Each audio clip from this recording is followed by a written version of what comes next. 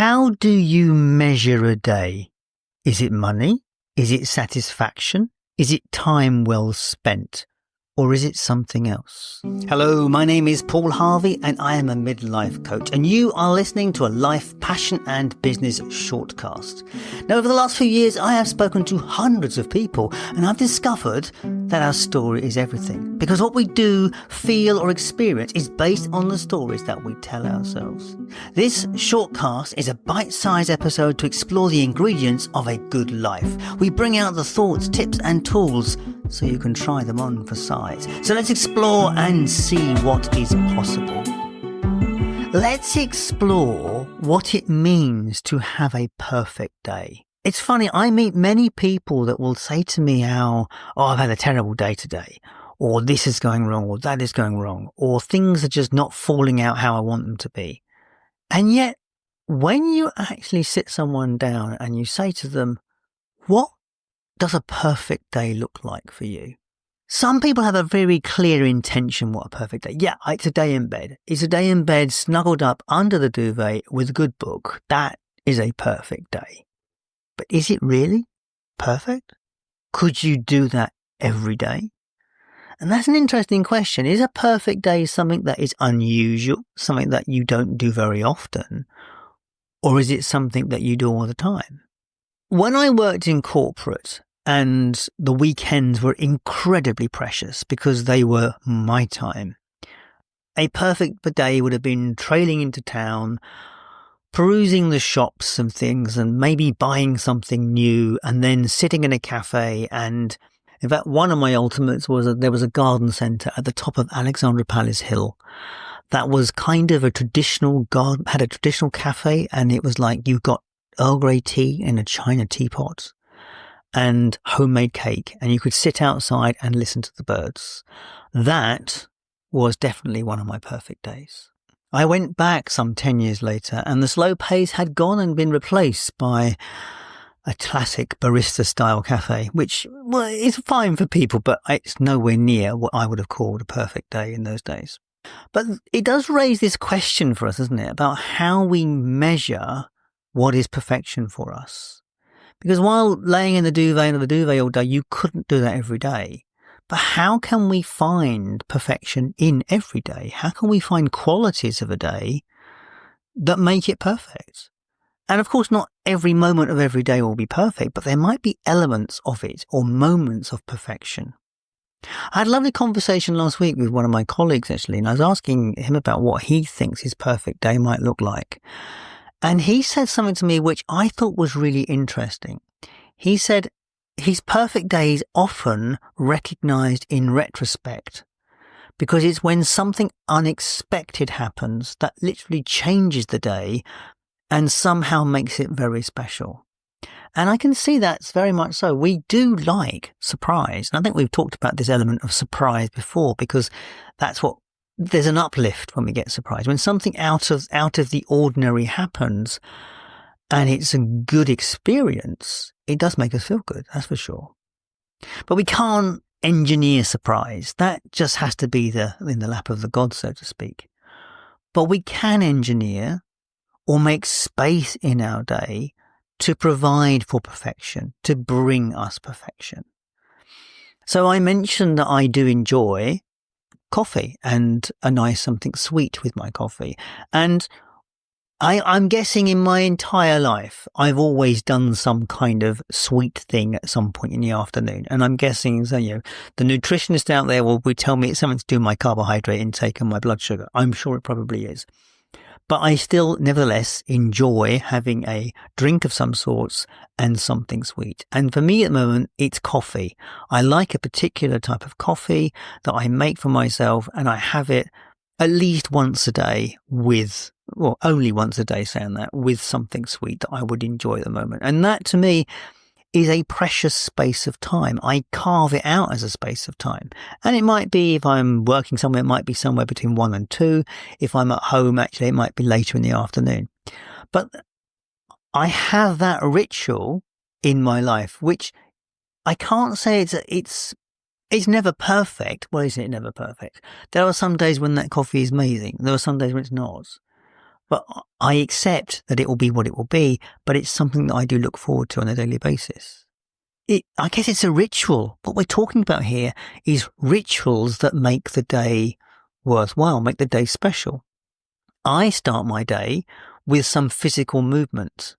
And that might be a combination between some kind of running preparation or running warm-ups or strength training or yoga. I'll always do something in the morning to get my body moving. Now, right, this is an old body and it does need that process. I find as I'm getting older, I need to wake it all up and get it moving in time.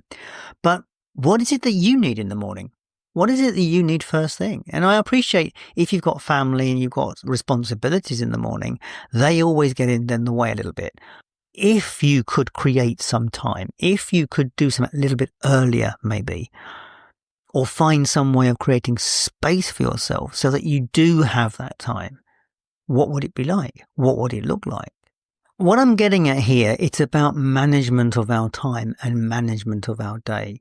If we want to have the perfect day and we can decide what those elements of that day might look like, so it will be some time for me. It will be some time for some physicality. It might be some time for family. It might be some time for your lover, your friends. It might be some good conversation. It might be some thing that takes your big project forward. If you plan those things into the day so that you know they're going to happen somewhere in that day, that is how you create the perfect day. Because you've planned for it. You've created the space for it. If you spend a large chunk of time doing something or burning time in your day, then you're losing the opportunity to create space for what you really want. Now, of course, you gotta know what you really want. You have got to know what you really want. And one thing I notice by a lot of people in life is one of the biggest issues they have is they don't actually know what they really want. So this whole idea of what does a perfect day look like, they actually couldn't tell you. What they can tell you is what they don't like in the day. They can't tell you what they would like in the day. And while the idea of doing nothing is very attractive as a perfect day, it is not very fulfilling. Yes, you can pass a day in bed under the duvet or with a book. Actually, with a book, it's probably quite fulfilling, actually. Depending on the book, it's probably quite fulfilling. There is nothing quite like a well-written story.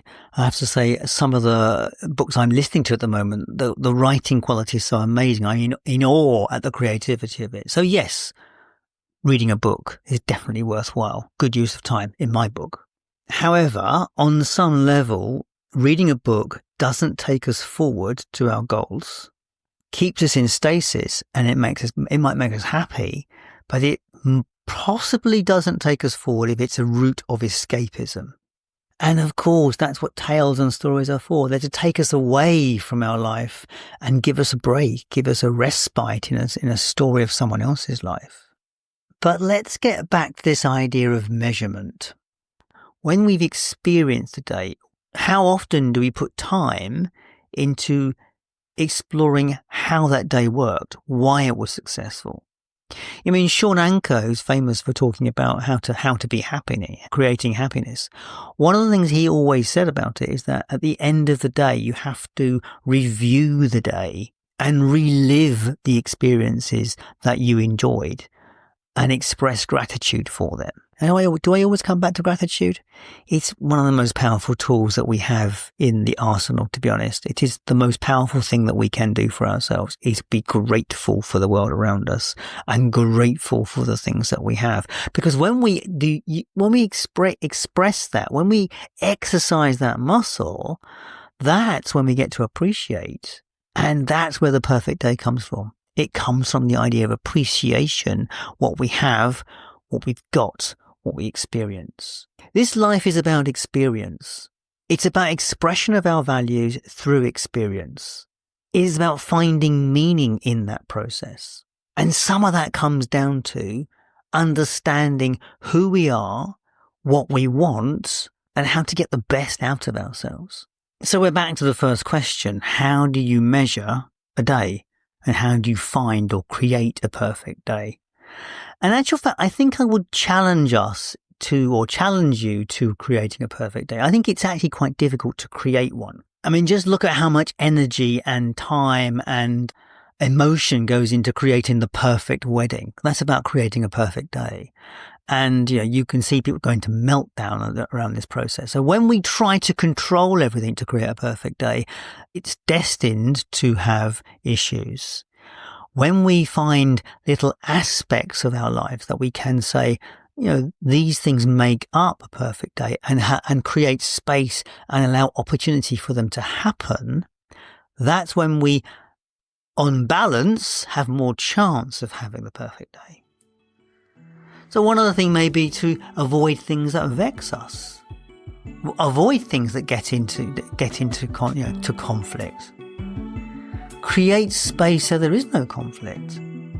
And always appreciate the possibility that every day could be perfect.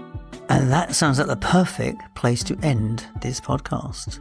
So if you've enjoyed this podcast, this conversation, do share it with a friend, because that's how people like yourself find good podcasts. If you want to say anything about it, do get in touch. Always interested in a conversation.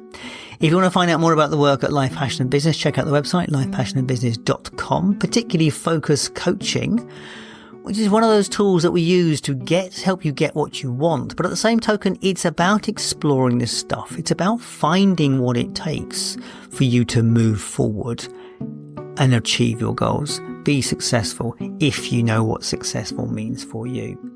And as always, thank you so much for your time and attention. I will catch you next time. All the best.